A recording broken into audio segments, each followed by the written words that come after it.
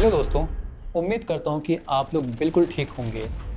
दोस्तों, आज जो है मैं कोई केस स्टडी लेकर नहीं आया हूँ, बल्कि आज मैं आपके सामने एक ऐसी कहानी लेकर के आया हूँ जो कि रियल इंसिडेंट पर बेस्ड है। ये कोई ऐसी वैसी कहानी नहीं है जो आप इंडिया में सुनते आए होंगे। ये ऐसी कहानी है जो कि दुनिया के सबसे पावरफुल कंट्री यानी अमेरिका में घट चुकी है। ये बात अमेरिका के आर्कांसा स्टेट के क्रिसेंट होटल की है। ये होटल तो बनाया गया था 1886 में, लेकिन इस होटल के बारे में ये कहा जाता है कि ये अमेरिका के मोस्ट हॉन्टेड होटल्स में से एक माना जाता है।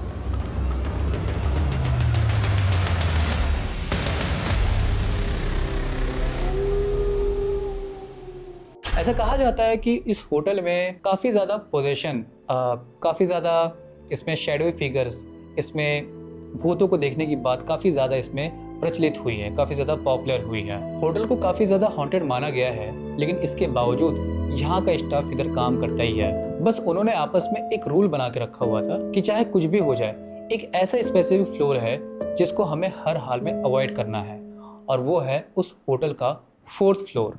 और इस 4th फ्लोर में भी रूम नंबर 210 से लेकर के रूम नंबर 400 तक हमें चाहे कुछ भी हो जाए इसको अवॉइड करना है। ऐसा इसलिए है दोस्तों क्योंकि ये वो रूम थे जिनमें सबसे ज़्यादा हॉन्टेड इंसिडेंट्स रिपोर्ट किए गए थे। इसको रिपोर्ट करने वाले गेस्ट भी थे और होटल का स्टाफ भी था। ऐसा कहा जाता है कि इस होटल के 4th फ्लोर के रूम नंबर 210 से लेकर के 400 के बीच में बहुत सारे ऐसे इंसिडेंट हैं जो कि रिपोर्ट हुए हैं, और रिपोर्ट होने की टाइमिंग सबसे ज़्यादा रात के 2:30 बजे की बताई गई है। ये वो टाइम होता है जिस टाइम पे सबसे ज़्यादा हॉरर इंसिडेंट्स रिपोर्ट किए गए हैं। काफ़ी सारे ऐसे इवेंट्स हैं जिनको वहाँ पे रिपोर्ट किया गया है। कुछ लोगों का कहना है कि इन कमरों में दरवाजे को बहुत ही जोर से बंद कर दिया गया हो, ऐसे इंसिडेंट उन्होंने फेस की हुई है। साथ ही साथ उस रूम के आसपास के जितने भी कॉरिडोर थे वहाँ पे उन्होंने कुछ स्ट्रॉन्ग परफ्यूम की स्मेल उनको मिली है। कई लोगों का कहना है कि वहाँ पे उन्होंने इनविजिबल फुटस्टेप्स भी देखे हैं। कुछ गेस्ट का ये भी कहना है कि उनके बेड के पास उन्हें एक प्रेजेंस फील होती थी, और प्रेजेंस फील भी उनको रात के 2 और 3 के बीच में ही होती थी। यहाँ का एक किस्सा काफ़ी ज़्यादा मशहूर हुआ है। कहा जाता है कि एक हाउसकीपिंग लेडी थी जो कि रूम नंबर 300 में गई थी हाउसकीपिंग के काम के लिए। जब वो वहाँ उस रूम में दाखिल हुई थी तो उस रूम में वो वहाँ पे अपना काम कर रही थी, लेकिन काम करते वक्त हुआ ये था कि बेड के बगल में ही जो मिरर था वहाँ उसे किसी औरत की इमेज दिखी। जब उसने पीछे मुड़ के देखा तो देखा कि वहाँ तो कोई नहीं है, लेकिन जब उसने दोबारा सामने देखा तो वही औरत उसके और ज़्यादा करीब खड़ी थी। और जब ऐसा हुआ तो उसके बाद वो हाउसकीपिंग लेडी डर के मारे बेहोश हो गई। काफ़ी देर बाद जब वो हाउसकीपिंग लेडी किसी को मिली नहीं तो स्टाफ वालों ने उसको ढूंढना चालू किया। ढूंढते ढूंढते वो लोग रूम नंबर 300 तक पहुंच गए, और वहाँ पे जब उन्होंने देखा कि वो बेहोश पड़ी है तो उसको जगाया गया। जागने के बाद उसने सिर्फ एक ही बात बोली कि यहाँ पे किसी की प्रेजेंस है और उसे ये जॉब अभी के अभी छोड़नी है। इस होटल के बारे में एक और इंसिडेंट है जो कि काफ़ी ज़्यादा पॉपुलर हुआ है। कहा जाता है कि एक सिक्योरिटी गार्ड जब रात के टाइम पे पेट्रोलिंग कर रहा था तो उसे बेसमेंट के अंदर से कुछ चीज़ों की गिरने की आवाज़ आई। पहले उसे लगा कि बेसमेंट के अंदर हो कौन सकता है। जब बेसमेंट की चाबी मंगाई गई और जब उसने बेसमेंट को खोला तो खोलने के बाद उसने ये देखा कि वो बेसमेंट अंदर से बहुत ज़्यादा साफ़ सुथरा था, जैसे कि कोई रोज़ के रोज़ उसकी सफाई करता हो। तो उसने ये देखा कि नीचे फर्श पर वहाँ कुछ मेडिकल के इक्विपमेंट रखे हुए थे, जैसे कि सर्जरी करने के लिए कुछ चीज़ें वहाँ पे रखी गई हो। लेकिन मेन बात ये भी नहीं थी। हो सकता है सिक्योरिटी गार्ड ने ये सोचा कि क्या पता यहाँ पे कोई चूहा ऐसा हो जो गुजर के गया हो और जिसकी वजह से वो सामान नीचे गिर गए हों। लेकिन सबसे ज़्यादा चौंकाने वाली बात ये थी कि वो बेसमेंट जो था ना, वो बेसमेंट बेसिकली एक मॉर्ग था, और मॉर्ग का जो टेबल था ना, वो टेबल काफ़ी गीला था। अब ये कैसे हो सकता था कि वो टेबल वहाँ पे गीला हो, क्योंकि वहाँ पे तो कई सालों से कोई नहीं आया था। कहा जाता है कि वो जो बेसमेंट था वो 100 साल से भी ज़्यादा टाइम के लिए बंद था। तो फिर वहाँ पे ये गीलापन वहाँ पे था कैसे। दूसरी बात एक और कही जाती है कि उस रूम में कोई सीलन की प्रॉब्लम नहीं थी।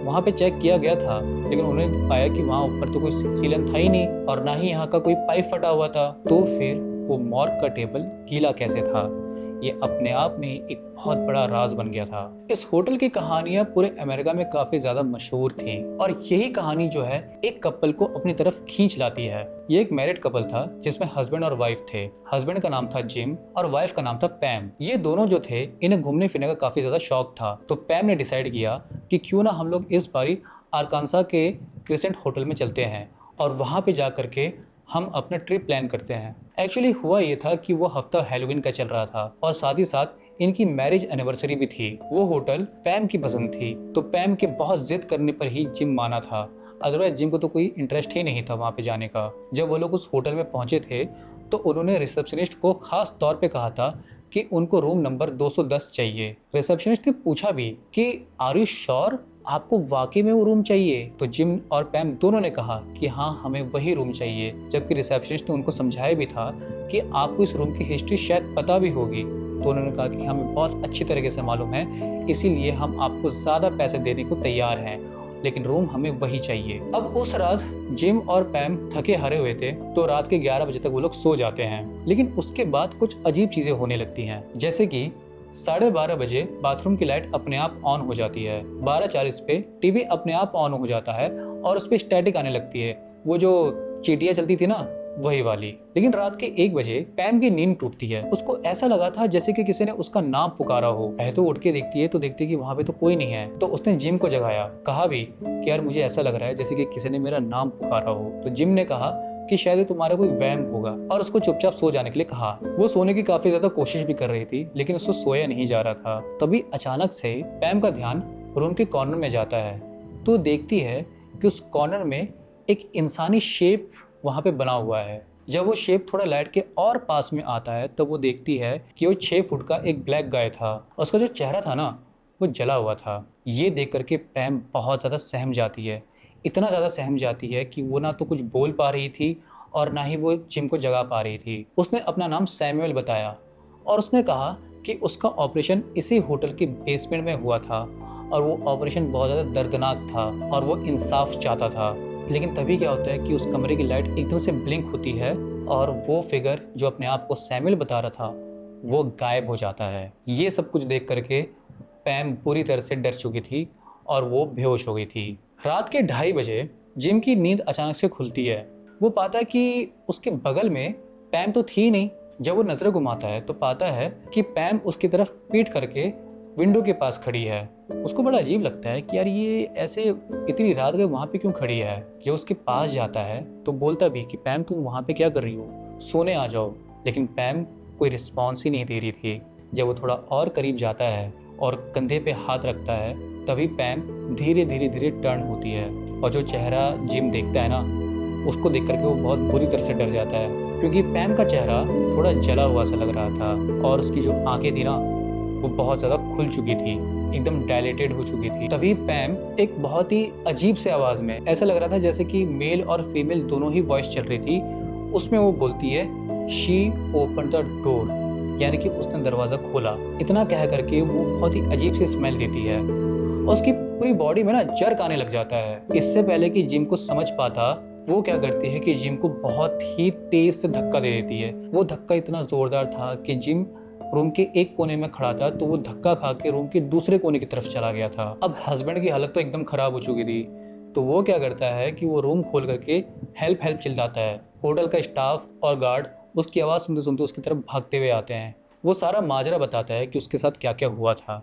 जिम की बात सुनने के बाद जब होटल का गार्ड अंदर रूम में दाखिल होता है तो पैम जो है ना, उसको बहुत ही अजीब नज़रों से देखती है। पैम क्या करती है कि उस गार्ड के मरे हुए पापा का नाम ले लेती है। अब गार्ड ये सोच करके बहुत ही हैरान हो जाता है कि उसके मरे हुए पापा का नाम पैम को कैसे मालूम। लेकिन तभी होता ये है कि चाहे आप जिम और पैम की खुशकिस्मती समझे या कुछ भी, उस होटल में एक ऐसा गेस्ट था जो कि शायद उन लोगों की मदद कर सकता था। हुआ ये था कि जब इतनी ज़्यादा अफरा तफरी मच गई थी तो एक गेस्ट उनके सामने आ गया था। वो गेस्ट और कोई नहीं बल्कि वो एक चर्च का प्रीस्ट था। उसका नाम था फादर गॉर्डन। फादर गॉर्डन जैसे ही जिम के पास जाते हैं और वो पैम की हालत देखते हैं तो समझ जाते हैं कि यहाँ पे पोजेशन हुआ है। तो वो क्या करते हैं, वो कहते हैं वो बाकी होटल स्टाफ को कहते हैं कि कुछ भी करके पैम को पकड़ के रखें, क्योंकि अब वो यहाँ पे कुछ मंत्र फूकने वाले हैं और जिसकी वजह से पैम बहुत ही वायलेंटली रिएक्ट कर सकती थी। उन लोगों ने बहुत ही ज़ोर से पैम को पकड़ने की कोशिश की थी, लेकिन पैम दुबली पतली होने के बावजूद बहुत ज़्यादा एक्सेप्शनल स्ट्रेंथ शो कर रही थी। जब होटल के स्टाफ ने उसे पकड़ के रखा था तब फादर गॉर्डन ने कुछ मंत्र बोलने शुरू किए थे। वो मंत्र तो वहाँ पे बोल रहे थे, लेकिन पैम की हालत ऐसी लग रही थी जैसे कि उस पर किसी ने कुछ जलता हुआ तेल डाल दिया हो। ऐसा इसीलिए क्योंकि वो बहुत बुरी तरह से छटपटा रही थी। होटल के स्टाफ के लिए उसको संभालना बहुत ज़्यादा मुश्किल हो गया था और वो काफ़ी ज़्यादा ज़ोर ज़ोर से चिल्ला रही थी। और जब वो चिल्ला रही थी ना, तो उसमें मेल और फीमेल दोनों वॉइसेस आ रही थी। ये पूरा का पूरा सीन जो था ना, काफ़ी ज़्यादा डरावना हो गया था। अब इसके बाद क्या होता है कि किसी तरीके से ये पूरा प्रोसेस चलता रहता। अब इसको हम एक्सॉर्सिज्म नहीं कह सकते हैं, लेकिन उससे कम भी नहीं था ये। तो हुआ ये था कि जब 15-20 मिनट जब इन सब चीज़ों को हो गए थे, तभी अचानक से क्या होता है कि उस रूम का जो लैंप था ना, वो अचानक से एक्सप्लोड हो जाता है। और ऐसा होने के बाद पैम जो है वो बेहोश हो जाती है। पैम को अगले दिन हॉस्पिटल में एडमिट कर दिया जाता है। जब उसकी आंख खुलती है तो वो काफ़ी ज़्यादा वीक थी और उसको पिछली रात का कुछ भी याद नहीं था। उस हॉस्पिटल के डॉक्टर्स ने ये बताया था कि ना तो पैम को कोई सीजर की प्रॉब्लम थी, ना ही उसने कोई ड्रग्स लिया हुआ था और ना ही कोई उसे न्यूरोलॉजिकल प्रॉब्लम थी, लेकिन तब भी उसकी हालत डॉक्टर की समझ के भी काफ़ी परे थी। खैर, जब पैम को होश आता है तो वो जिम को पास बुला करके कहती है कि उस रूम के बाहर कोई खड़ा है। जब जिम पीछे मुड़ के देखता है तो देखता है कि वहां तो कोई भी नहीं है। तो पैम ये कहती है कि उस बंदे ने काफी पुराने कपड़े पहने हुए हैं और वो सिर्फ मुझे ही देख रहा है। इतना कहकर पैम दोबारा बेहोश हो जाती है। पैम को रिकवर होने में 7 दिन का वक्त लग जाता है। 7 दिन बाद जब पैम को डिस्चार्ज कर दिया गया था तो वो जिम के साथ अपने घर चली गई थी। शुरू के 3 हफ्ते तो सब कुछ ठीक रहा, लेकिन जिम ने कुछ ऐसी बातें बताई जो कि थोड़ा सा परेशान कर देने वाली थी। जिम का ये कहना था कि पैम जो है वो रात को नींद में बात करती रहती थी, जबकि ये प्रॉब्लम कभी थी नहीं उसको, लेकिन अचानक से उसने रात को नींद में बात करना शुरू कर दिया था। साथ ही साथ उनको घर के कुछ हिस्सों में बहुत ही तेज गंदी स्मेल उनको आती थी, जैसे कि कोई सड़ा सा मांस कहीं पे पड़ा हो, जबकि घर उनका बिल्कुल साफ सुथरा रहता था। घर में उनके कोई पेट भी नहीं रहते थे, तब भी उनको अपने घर के किसी किसी कोने से बहुत ही गंदी सी स्मेल आती थी। फादर गॉर्डन की अगर बात की जाए तो वो हर दूसरे दिन जिम और पैम के घर में आकर के पैम को ब्लेस करते थे। न सिर्फ पैम को बल्कि पूरे घर को ब्लेस करते रहते थे और ये हॉन्टिंग इंसिडेंट धीरे धीरे कम होते रहे। लेकिन एक चीज थी जो कि पैम हमेशा देखने का दावा करती थी। उसका ये कहना था कि वो हमेशा घर के बाहर उसी आदमी को देखती थी जिस आदमी को उसने हॉस्पिटल में देखा था और जिस आदमी को उसने होटल के रूम में भी देखा था, यानी कि सैमुअल। अब यहाँ वक्त आ गया है कि हम कहानी के ऊपर से पर्दा उठाएं। दोस्तों, जब क्रेसेंट होटल खुला था ना, तो 1930s में एक बंदा आया था वहाँ पे जिसका नाम था नॉर्मन बेकर और वो अपने आप को डॉक्टर बताता था। उसका ये कहना था कि वो इस होटल को एक हॉस्पिटल में तब्दील कर देना चाहता है। वो ये क्लेम करता था कि उसके पास कैंसर का रामबाण इलाज था। अब 1930s के टाइम पे कैंसर के बारे में अगर कोई ऐसी क्लेम कर दे कि उसके पास रामबाण इलाज था, तो फिर लोगों का ध्यान उसकी तरफ जाना तो बहुत ही नॉर्मल सी बात थी। पेशेंट्स का वहाँ पे तांता लग गया था। कई पेशेंट्स तो वहाँ से वापस लौट आते थे, लेकिन कुछ पेशेंट्स ऐसे होते थे जिनको नॉर्मन अपने उसी हॉस्पिटल में, जिसको उसने बाद में हॉस्पिटल बना लिया था, उनको वहीं पे एडमिट कर लिया करता था। अब एडमिट करने तक तो सब कुछ ठीक था, लेकिन उसके बाद होता ये था कि वो उनके ऊपर कुछ एक्सपेरिमेंट्स करता रहता था। एक्सपेरिमेंट्स ऐसे होते थे जिनमें वो एनेस्थीसिया यूज भी नहीं करता था और वो उनका ऑपरेशन कर दिया करता था, यानी कि वो पेशेंट दर्द में उस ऑपरेशन को झेला करते थे। और जो नॉर्मन जो था ना, वो कोई असल का डॉक्टर भी नहीं था। कहा यह जाता है कि नॉर्मन को मेडिकल कॉलेज में एडमिशन चाहिए था, लेकिन उसको कभी वो एडमिशन मिला ही नहीं, इसलिए उसने अपने सनक के चलते डॉक्टर बनने का उसने नाटक किया। अब होता ये था कि डॉक्टर बनने के बाद आपको पेशेंट्स पे थोड़ा कुछ काम भी करना होता था, तो इसने क्या करा, इसने पेशेंट्स को एनेस्थीसिया दिया जाता है इसके बारे में इसको बिल्कुल भी आइडिया नहीं था और ये पेशेंट्स को बांध करके उनके ऊपर ऑपरेशन परफॉर्म करता था। अब इतना सब कुछ होने के चलते होता ये था कि वो पेशेंट जो होते थे ना, वो मर जाते थे और मरने के बाद उनकी बॉडी को वो वहीं कहीं पे ठिकाने लगा दिया करता था। इसलिए ये कहा जाता है कि वो जो पूरा बेसमेंट का जो एरिया था ना, उस एरिया में बहुत सारे सोल्स ऐसी थी जो कि ट्रैप हो चुकी थी, यानी कि फंस चुकी थी वहाँ पे। और यही वजह है कि वो होटल उस वक्त के बाद से काफी ज्यादा हॉन्टेड हो चुका था। बाद में जब वहाँ के रिकॉर्ड्स को खंगाला गया तो उसमें एक फोटो सामने आई थी जिसमें एक बंदे का चेहरा आधा जला हुआ था। उस बंदे की शक्ल उसी शख्स से मिल रही थी जिसके बारे में पैम ने ये दावा किया था कि उसका नाम सैमुअल है और रिकॉर्ड्स में भी उसका नाम सैमुअल ही मिला था। कहा जाता है कि वो होटल आज भी हॉन्टेड है और वहाँ पे बहुत सारे हॉन्टेड इंसिडेंट्स आज भी रिपोर्ट होते हैं। तो मेरा सवाल आप लोगों से ये है कि अगर आप लोगों को मौका दिया जाए कि रूम नंबर 210 में एक रात ठहर के दिखाओ, तो क्या आप लोग ठहर पाएंगे? अगर आप लोगों को ये कहानी पसंद आई है तो हमारे चैनल को सब्सक्राइब करें, साथ ही साथ हमारे इंस्टाग्राम और फेसबुक को ढेर सारा प्यार दें, क्योंकि ये आम यूट्यूब चैनल नहीं है। इस चैनल में आप लोगों के साथ हुए कुछ रियल इंसिडेंट को भी हम कवर करते हैं। This is Kaushik Dehlvi signing of.